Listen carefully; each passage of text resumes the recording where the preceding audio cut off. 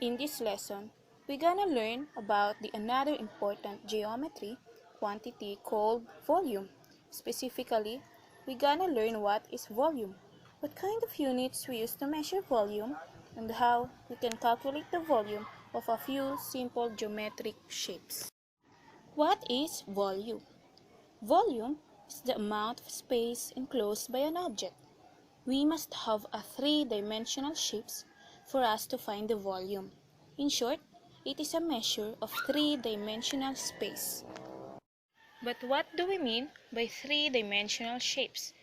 These are shapes that have width, length, and depth.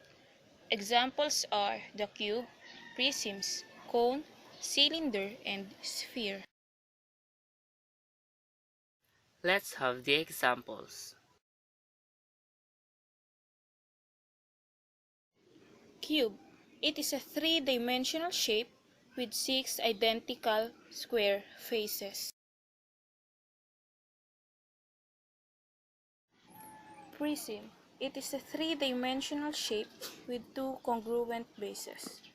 Prisms are named according to the base.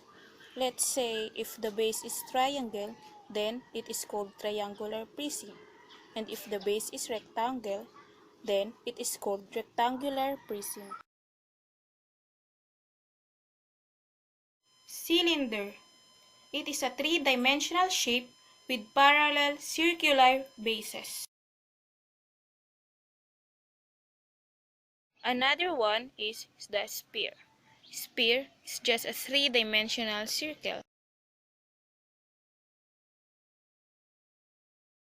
Cone.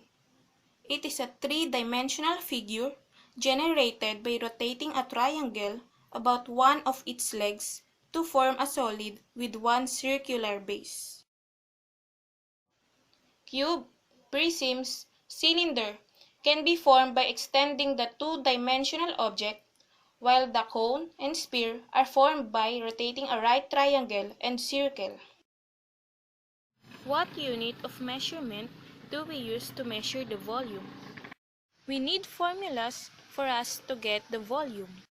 For calculating the volume of a cube, we have volume is equal to S raised to 3, where S is the length of a side.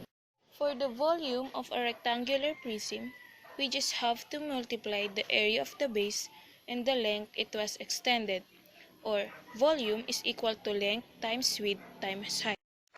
In calculating the volume of triangular prism, volume is equal to the area of the base times length it was extended, or volume is equal to 1/2 times base times height times length.